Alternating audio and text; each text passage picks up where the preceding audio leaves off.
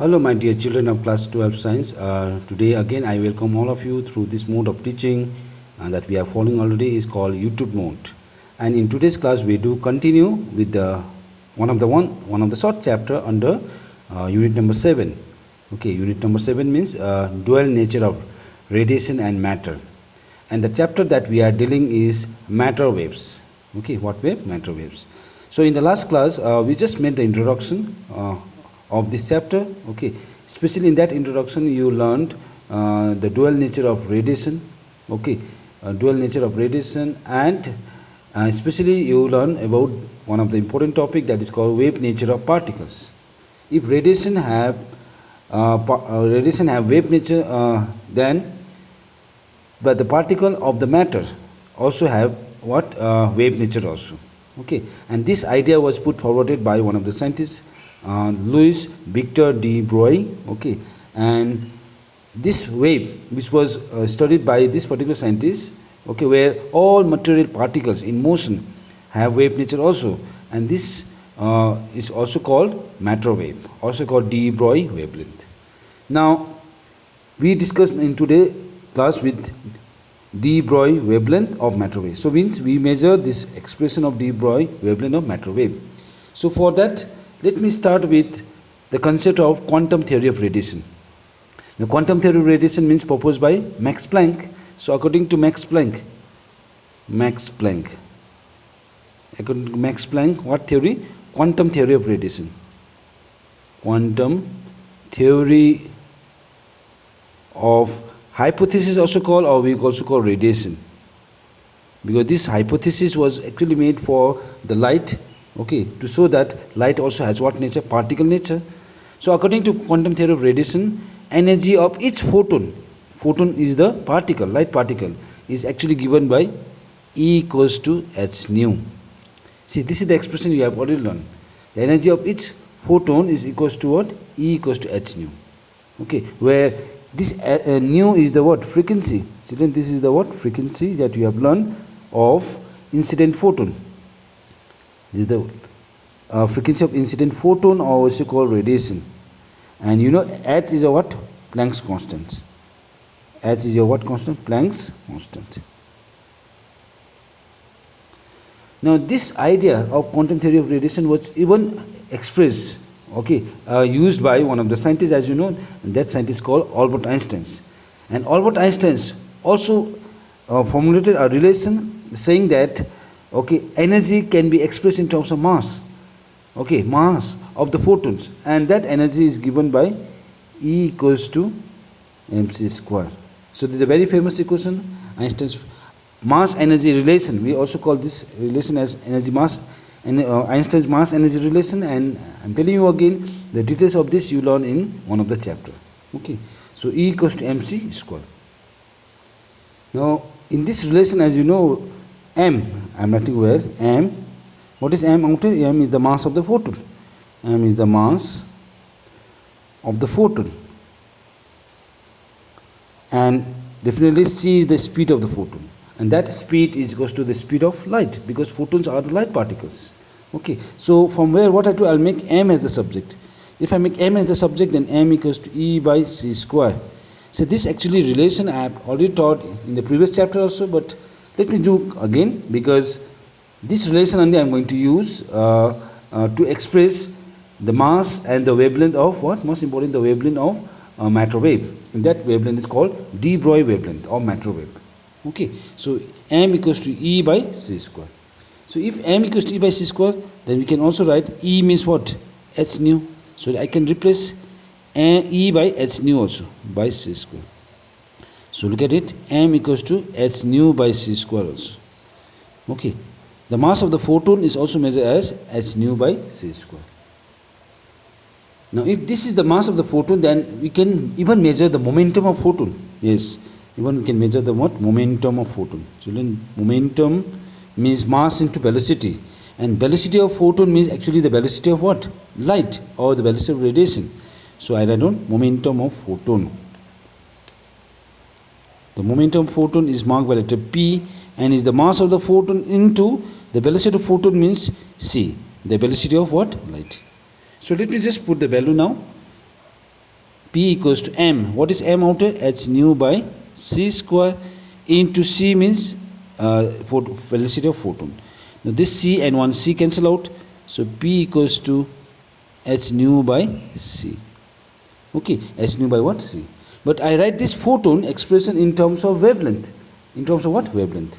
So for writing this expression of photon in terms of wavelength, you know there is a relation you have learned. Okay, and the relation is nu equals to c by lambda.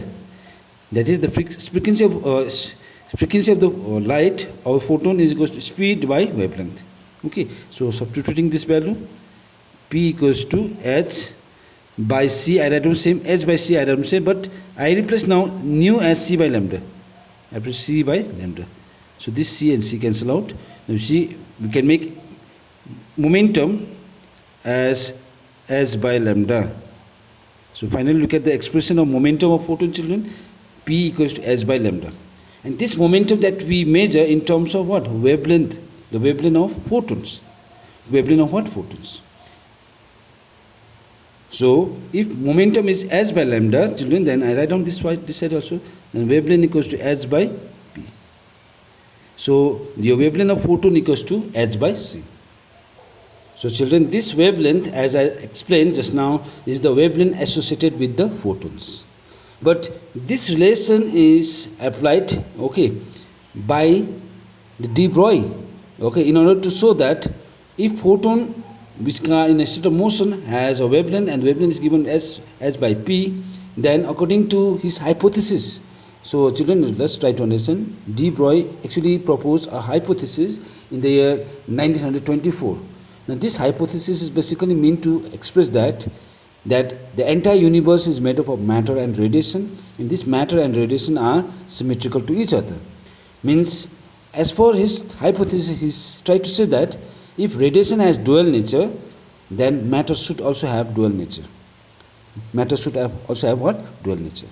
Means, according to de-Broglie hypothesis, it must be true for material particles like electron, electron, protons, neutrons. These are all the material particles, etc., which are in a state of what?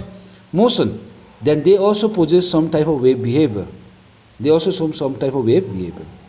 So as matter and wave are symmetrical to each other, means when material particles, okay, are in state of motion, usually with a very high speed, okay, then they also show some type of wave behavior. And if they have some type of wave behavior, then definitely they also have wavelength. They also have what? Wavelength.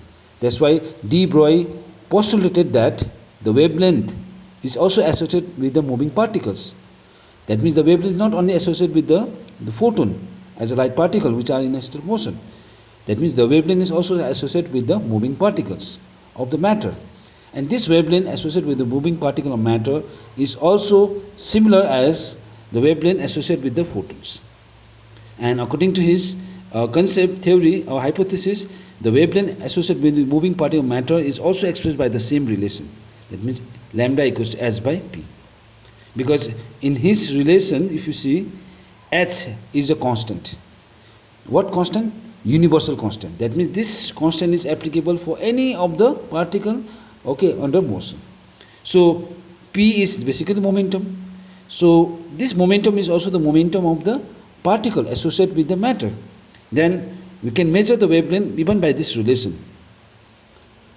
So children, as I said already, that when material particles like electron, proton, neutron, etc. are in motion, they also show wave behavior, okay, just like the radiation. So that the wavelength of matter wave is in analogy with light or radiation. Okay, analogy means they are in similar with the light or radiation, and this wavelength is also given by lambda equals to h by p. That means this relation, the same relation we are applying for the wavelength to measure the wavelength of matter wave also. And this wavelength is basically called as de-Broglie wavelength of matter waves. So this wavelength is also called de-Broglie, okay, wavelength. De-Broglie wavelength of what wave? Matter wave. Matter wave. Okay. So de-Broglie wavelength of matter wave can also express by lambda equals h by p, where h is Planck's constant and p is the momentum of the particle associated with the matter wave. Now this particle can be any particle, but children, remember this, the momentum of the particle, okay, moves also with the velocity, but the velocity of that particle is not comparable to the velocity of light. So that's why for particle moving with, I'm writing this way, for particle moving with a velocity, and I consider that velocity say b, and that particle even has mass, the momentum is given by p equals to m into b. So where m is the mass of the particle, it can be like electron, proton, anything. So particle has mass and velocity, so momentum is given by mass into velocity. So the same de-Broglie wavelength can be expressed now as lambda equals to h by p. Now p means what? M into b. So lambda equals to h by mb. So this is the relation, a general relation that measure de-Broglie wavelength associated with the moving particle of matter. Now children, from this relation we can make some conclusion, or we can do some observation and conclusion. And one of the first observation and conclusion that we can see is the wavelength of this moving particle is inversely proportional to the what? Momentum. Yes, wavelength and momentum are inversely proportional to what? Each other. That means more the momentum of particle, less the wavelength of matter wave.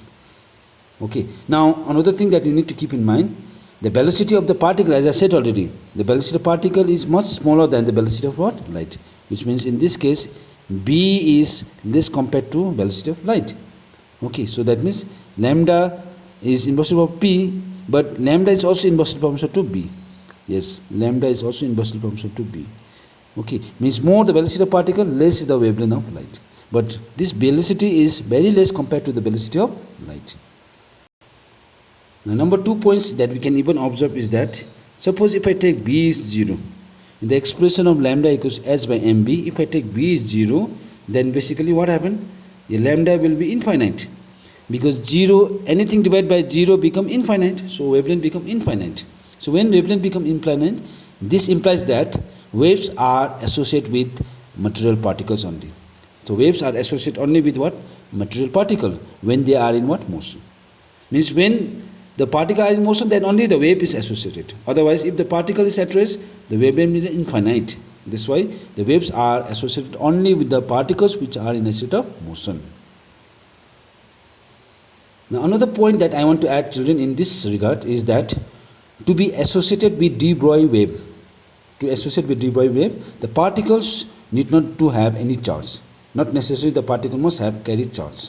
It can have a charge, it can be a particle which does not carry any charge. That is the reason that de-Broglie wavelength waves are also known as matter wave, because matter consists of charge, or it can be uncharged also. Now the last part that I want to add in this de-Broglie wavelength is that de-Broglie waves actually are not the electromagnetic waves. De-Broglie wavelength are not the electromagnetic waves in nature, because electromagnetic waves, okay, are only waves which are associated with the what? Accelerated charged particles, whereas de-Broglie wavelength can also consist of charged particle which does not carry any charge. That's why de-Broglie waves cannot be called as what? Electromagnetic waves in nature. Now this relation, children, can be expressed graphically also, because wavelength and momentum are inversely proportional to each other. So that's why when you plot a graph between wavelength and momentum, you can see first graph, your graph is a non-linear graph, and this type of graph is called hyperbolic graph. Because when wavelength increases, momentum decreases, but it decreases non-linearly. Similarly, from this relation we can plot a graph between wavelength and mass for a given velocity or constant velocity. So when you plot a graph between mass and wavelength for a constant velocity, your graph nature will also a non-linear graph, a decreasing graph but non-linear graph, hyperbolic graph. And lastly, wavelength and velocity can also be plotted for a constant mass. So when you plot a graph between velocity and wavelength for a constant mass, your graph nature will be also non-linear or decreasing mass. Means all the graph are similar graph, which means when wavelength changes, the other factor also changes. But all other factors are inversely proportional to each other. So this is the complete explanation of de-Broglie wavelength of matter wave. So in the next YouTube video, we even measure the expression of de-Broglie wavelength of electron as one of the particle of matter wave.